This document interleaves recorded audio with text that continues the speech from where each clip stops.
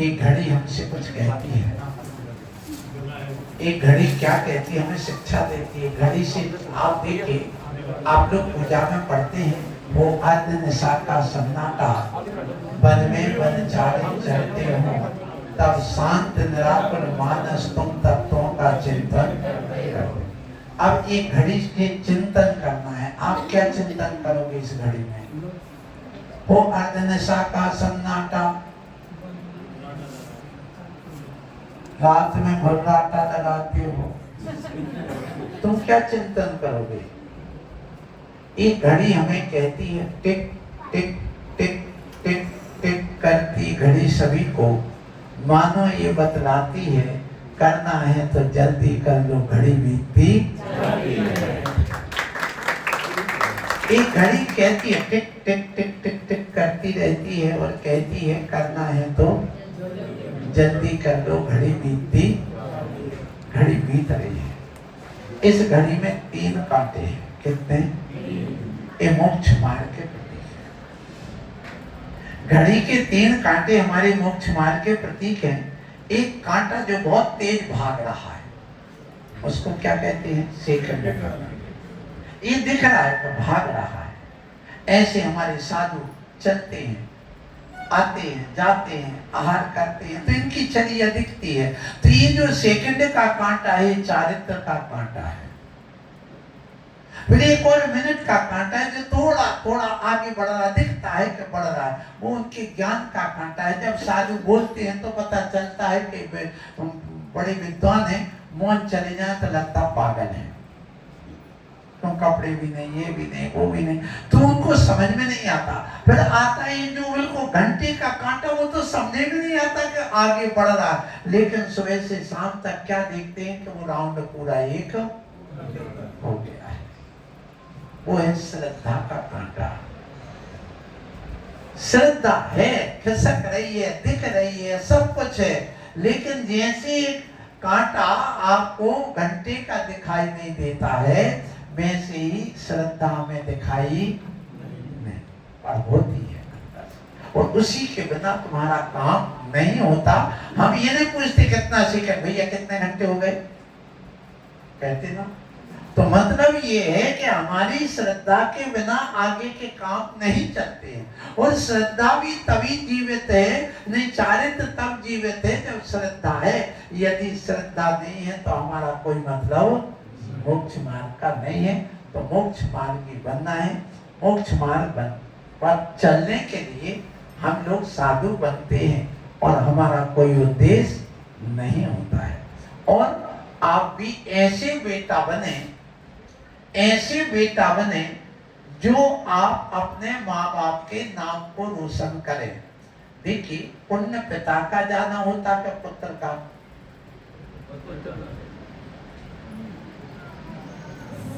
क्यों बेटा? बोलो, क्या नाम तुम्हारा? में इसका नाम आदित्य। ये बताओ, पिता का पुण्य जाना होता क्या पुत्र का? देखो मैं बता, असमंजस में पड़ गए।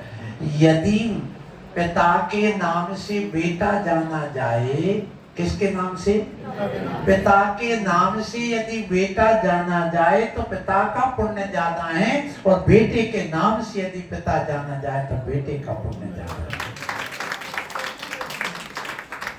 आज हम कहें विद्यासागर जी, उनके नाम से कौन जाने जा रहे? पिताजी। कौन? ज्ञान सागर जी। उनके पिताजी मल्ली सागर। किसके नाम से जाने जा रहे? तो ज्यादा पुण्य किसका होगा? तो आप अपने जीवन में कहते हैं ना, 4 चांद लगाओ। 4 चांद लगाने का अर्थ है कि तुम ऐसे काम करो कि तुम पिताजी के नाम से ना जाने जाओ, तुम्हारे नाम से पिताजी जाने जाए। ऐसा काम करके दिखाओ। आप लोगों ने बेटे तो पैदा किए हैं, अच्छा बताओ, बेटा पैदा किया, लड़का पैदा किया कि पुत्र पैदा किया कि संतान पैदा की? बताओ, तुमने क्या पैदा किया? भारत क्या पैदा किया? संतान। संतान किसे कहते हैं? अब बताइए, संतान में, लड़के में, बेटे में और पुत्र में क्या अंतर है? पुत्र में, बेटा में, लड़का में, ये मेरा लड़का है। क्या बोलते हैं आप लोग? ये लड़का है, कभी मत बोलना। क्यों? लड़का कैसे कहते हैं? जो माँ बाप से लड़के अलग हो जाए सो वो लड़का। समझ गए ना? पुत्र कौन है?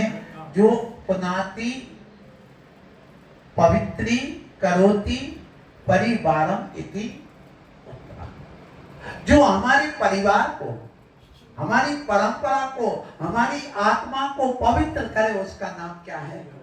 पुत्र है। तो आप क्या पैदा किए? पुत्र के लड़का? पुत्र कोई नहीं कहता।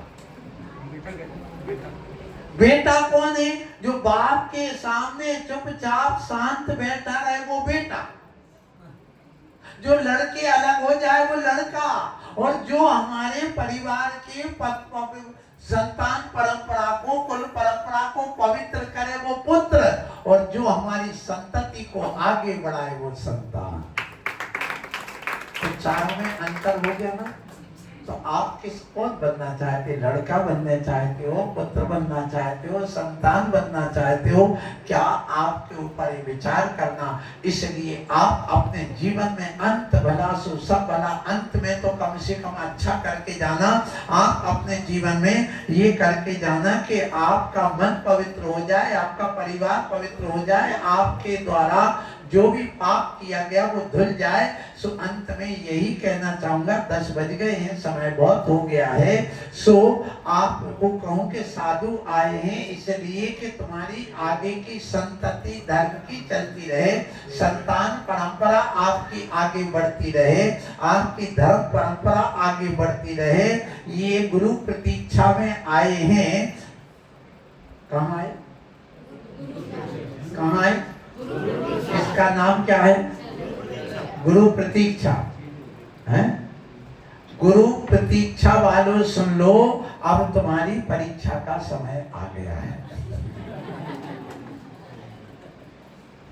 परीक्षा में उत्तीर्ण हो गए आप, हमारा आशीर्वाद। अभी चतुर्मास वालों की परीक्षा बाकी है, इनकी अभी परीक्षा नहीं हुई, ये तो दिवाली पर होगी। 50% अभी मार्क्स आए हैं, 100% मार्क्स नहीं लाए। एक तो पक्का कहूंगा, चतुर्मास में 50% मार्क्स से ही आए हैं। 50 क्या कहें, 40 या 33% पासिंग मार्क है अध्यक्ष महोदय। हाँ, पास तो फेल नहीं हो, लेकिन अभी बहुत कुछ गुंजाइश, बहुत कमी है, अभी बहुत कमी है, थोड़ी नहीं बहुत कमी है। जो मैंने यहाँ अनुभव किया, अभी हम आए कौन सी कॉलोनी? ग्रेटर नोएडा, बेस्ट और गौर सिटी से। उनकी जो उमंग, उनकी जो उत्साह, उनका जो शाम को सुबह की उपस्थिति देखी है, वो देखते ही बनी हमें अभी यहाँ तुम्हारे वो 100% पास हो गए, 100% पास। और फिर से आएंगे तो मैं फिर से जाऊंगा, पक्की बात है। फिर से जाऊंगा। उनकी वाह, उनकी तरंग, उनकी भक्ति, उनके आहार की नौकरों से नहीं बनवाया, अपने हाथ से बना बना के कराया है, अपने हाथ से बना बना करके कराया है। कल कम से कम 150 लोग इनके चौके में और 150 हमारे चौके में थे। अब विचार करिए, जहां इतनी उमंग श्रद्धा भक्ति हो तो साधु कैसे जाता है? मालूम कहते ना, भक्त के बस में भगवान होते हैं। क्या कह रहा हूं?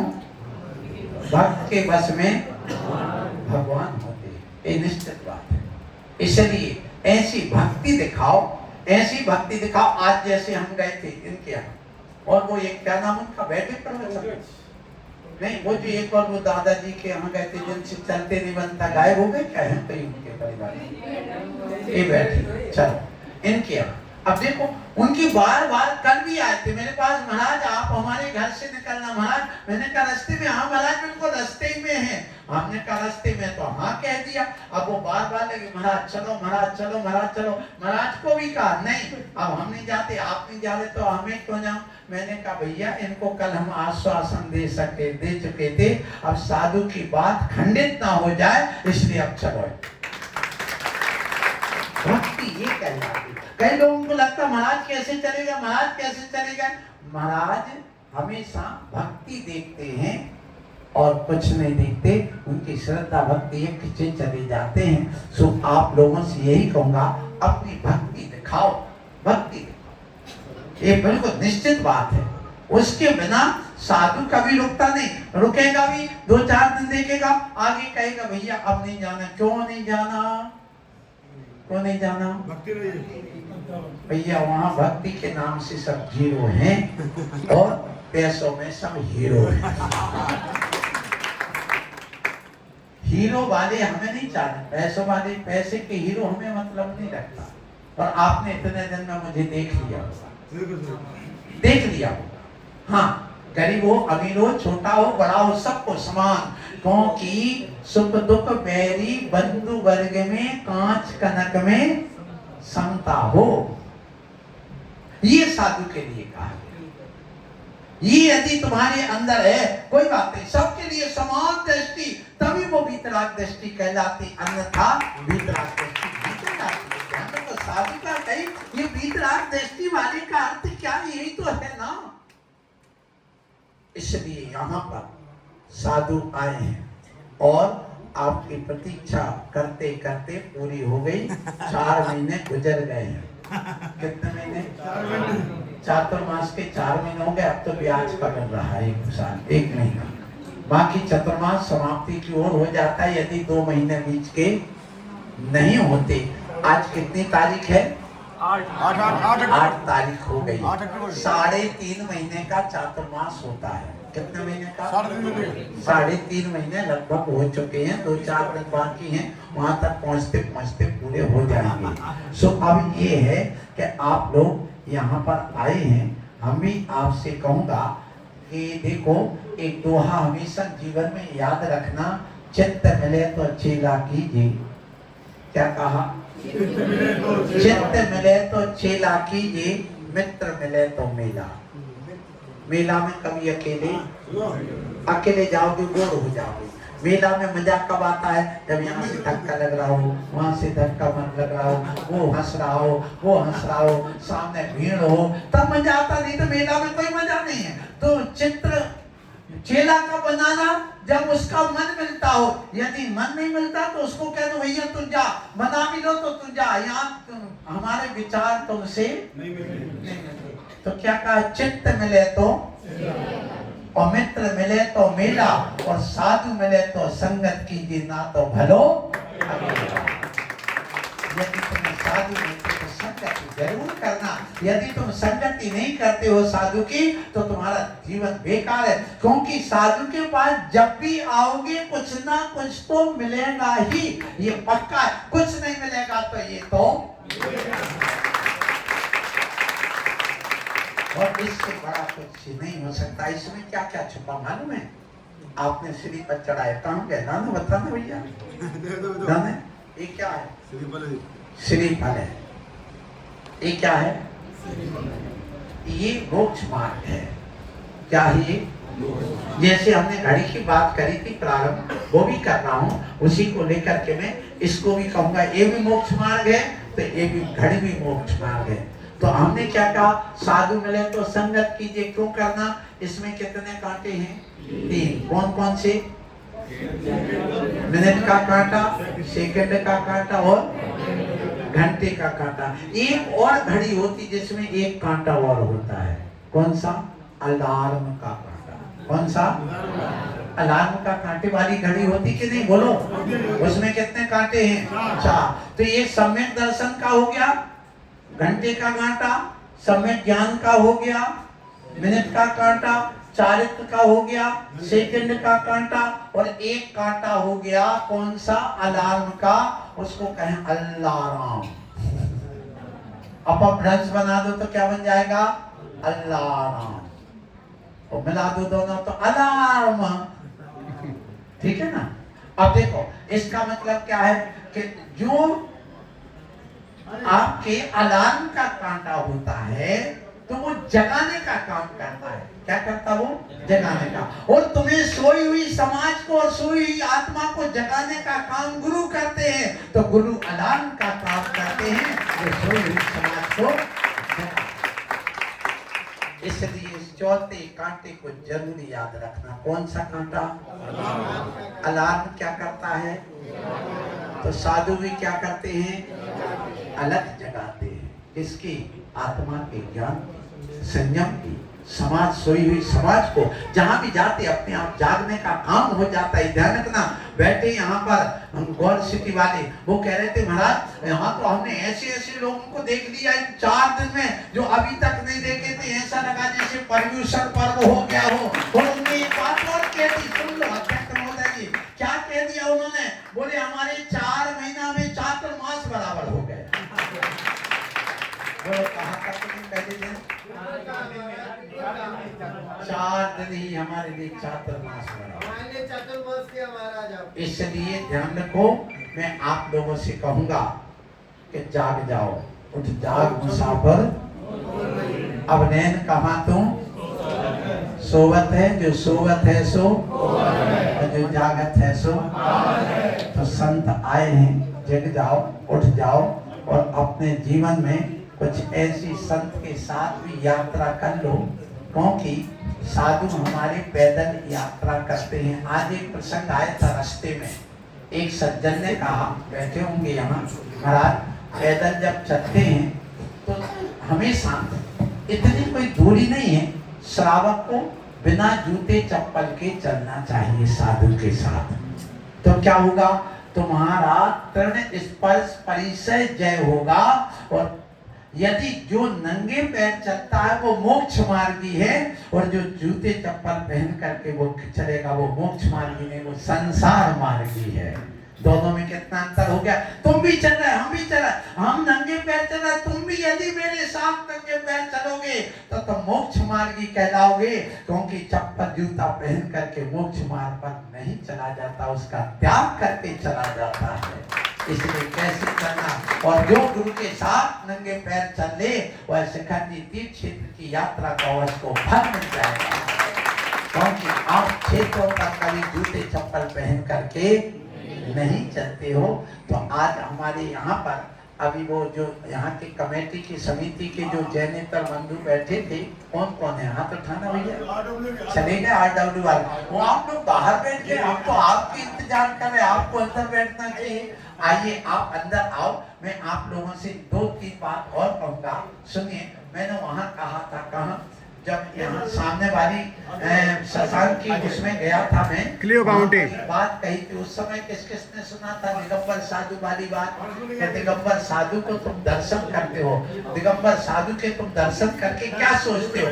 कभी अपने जीवन, हाँ बैठो, कभी अपने जीवन में ये मत सोचना, ध्यान रखना, जितनी माता बहने भाई बंधु बैठे हैं वो एक चीज आज गांठ बांध करके रख लेना कि जब तुम्हारे नगर में साधु आ जाए दिगंबर तो तुम मुंह मत मोड़ना, उनको देखकर गिलानी मत करना। यदि तुमने गिलानी कर दी तो ध्यान रखना, हम लोग श्राप तो नहीं देते हैं कि तुम्हें श्राप दे दें कि तुम्हारा अनर्थ हो जाए, लेकिन यदि तुमने मुख मोड़ दिया, हाथ ना जोड़ करके, तो तुमने अपने आप में स्वयं की आत्मा को श्राप दे दी। तुमने खुद, हमने नहीं दी। किसने दी? क्योंकि संत मिले तो संगत कीजिए। क्या कहा? साधु मिले तो संगत कीजिए, ना तो भलो अकेला। अभी कहा ना, साधु मिले तो संगति जरूर करना, उनकी सत्संग करना, तुम्हें मिलेगा ही, अच्छा ही मिलेगा, कभी बुरा नहीं होगा। ये लिख के रख लो, जो साधु की वरना, साधु की त्याग तपस्या की जो भावनाएं होती वो तुम्हें मिलेंगी, तुम्हारे लिए आशीर्वाद मिलेगा, वो ऊर्जा मिलेगी। इसलिए जब कभी भी तुम्हारे नगर में दिगंबर साधु आ जाए तो आज इतना ध्यान रखना, आप कान खोल करके सुन लेना, अपने दिमाग में बांध के रख लेना कि दिगंबर साधु जो होते हैं वे ब्रह्मा के अंश होते हैं। किसके अंश होते हैं? ब्रह्मा के वंशज होते हैं। ध्यान रखो, किसके वंशज? किसके वंशज? ब्रह्मा का अंश माने ब्रह्मा का वंश। समझ में आ रही कि नहीं? अब जब उन्होंने आपको भेजा, आप एक अंश टूट करके यहाँ आए, आकर के आप यहाँ बैठे, हम भी बैठे, आप भी बैठे। आपने कहा खुदा की संतान, ठीक है खुदा की संतान। जब संतान ने जन्म लिया तो वो कैसी थी? उसके अंदर वासना होती संतान के अंदर, बोलो। मोह माया जाल होता है उसके अंदर। वो दुनिया को देखता कि आंख बंद करके पड़ा रहता है, बोलो। जब भूख लगती है तब खोलता है आंख, तब थोड़ा रोता है, तब वही देखता है। बाकी समय आप देखना, यदि गंदगी निकालना और लघु शंका दीर्घ शंका आई हो तो खोलेगा, जगेगा। बाकी जन्म लिया हुआ 3 महीने तक का बच्चा बड़ी मुश्किल से 1 या 2 घंटा आंख खोल करके देखता है, बाकी सोता रहता है, आंख बंद करके अपने आप में लीन रहता है। और जब वो बेटा जन्म लेता है, माँ को अपार खुशी होती है कि मेरी गोद भर गई है, एक साथ सरल ब्रह्मा का अंश मेरे घर में एक अतिथि आया है। बस आप ध्यान रखना, जब तुम्हारे आंगन में, तुम्हारे मोहल्ले में, तुम्हारे नगर में, तुम्हारे देश में यदि ये कोई दिगंबर साधु आ जाता है तो आप अपने मन में भावना करना, ध्यान रखो कि मेरी गोद भर गई है। माताओं सोचना, मेरी गोद में एक संतान आई है, ऐसी साथ साथ वो ब्रह्मा का अंश आया है जो कि हमारे अंदर कोई विकार नहीं, सहज सरल। इसलिए यथा जात बालक कहा है दिगंबर मुनि को। क्या कहा? जैसे यथा जात माने जन्म लिया हुआ बालक होता है, उसके अंदर कोई विकार नहीं, ऐसे निर्विकार कौन होते हैं?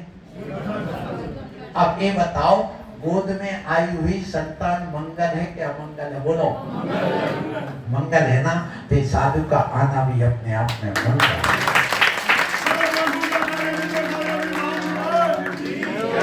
एक ध्यान रखना, इसलिए कभी नाक नहीं सुकोड़ना, मुंह मत मोड़ना, आपने श्रद्धा से हाथ जोड़ करके आप प्रणाम कर लो, बस तुम्हारा कल्याण होगा और एक आशीर्वाद तुम्हें मिलेगा।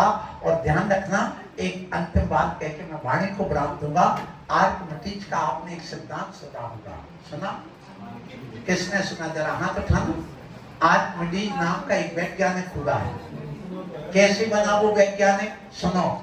एक राजा ने एक हार और मुकुट बनवाया सोने का, इतना सुंदर बना, इतना सुंदर बना, उसने कभी इतनी सुंदरता देखी नहीं, कलाकृति इतनी उसमें कलाकृति थी। अब दूसरे जो पहले से था, उसका जो राज दरबार में रहने वाला सुनार, उससे कहा क्यों तुम इतना मेरे दरबार में इतने दिन हो गए, तूने इतना अच्छा सुंदर सोने का हार मुकुट नहीं बनवाया, जो ये दूसरा बना के लाया है, तू आज तक क्यों नहीं बना पाया? ऐसा एक और बनाओ लाली के लिए। उसने कहा ठीक है भगवान, देखता हूँ। उसने देखा, बोली शुद्ध सोने का नहीं, इसमें अशुद्धि मिली है। शुद्ध सोने का इतना सुंदर कार्य वाला नहीं बन सकता है, तो क्या अशुद्धि मिली? हमें शुद्ध बनवाना है। बोले इसके पता लगाना है, तोड़ना नहीं, वो पता लगाना है कि इसमें कितनी अशुद्धि है। तो अब क्या होगा वहां पर? ये होगा कि उसने कहा कि ये कौन विद्वान बताएगा बिना तोड़े कि इसमें कितनी अशुद्धि है।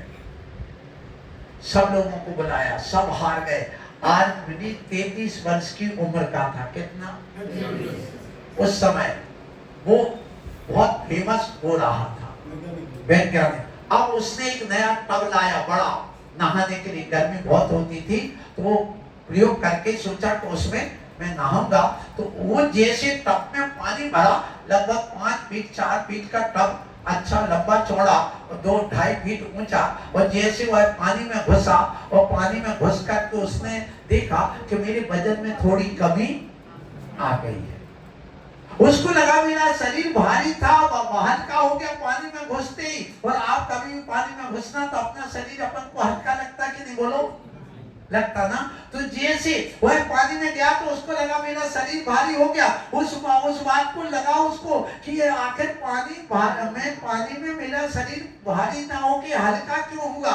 उसको जब ये हल्कापन लगा तो उसने देखा कि जैसे मैं घुसा हूं तो कुछ पानी बाहर भी निकल गया।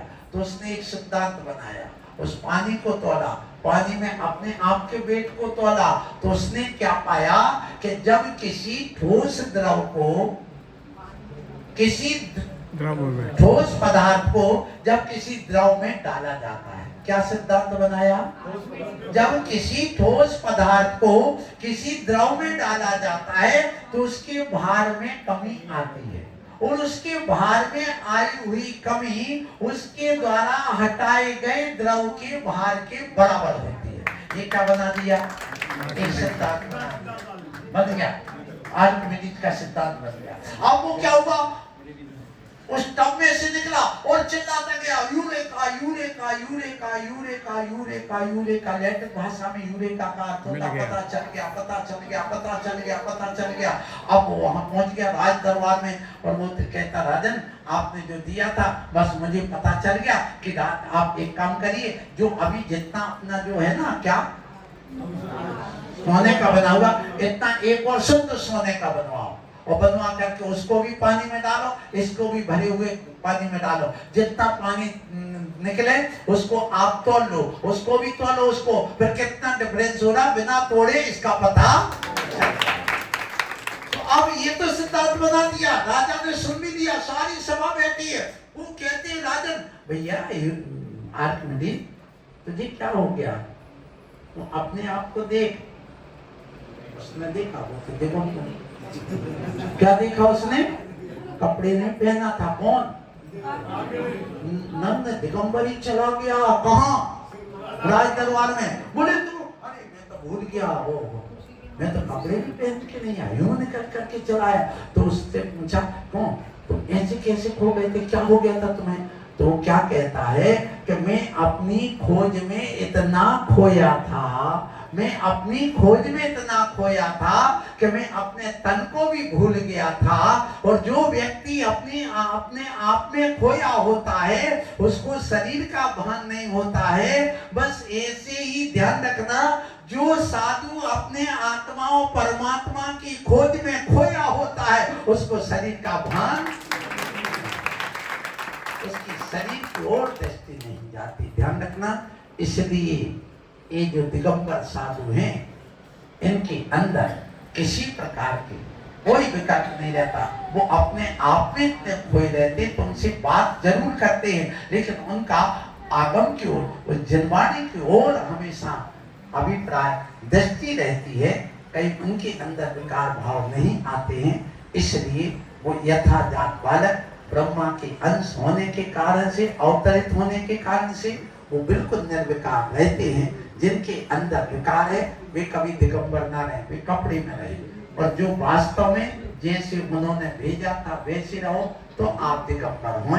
इसलिए हम लोग साधु आए हैं आपके बीच में, और आप लोगों ने इतनी देर से आधा घंटे बंद करते करते प्रवचन सुन लिया है। सबको आशीर्वाद, आप लोगों का सबका कल्याण हो।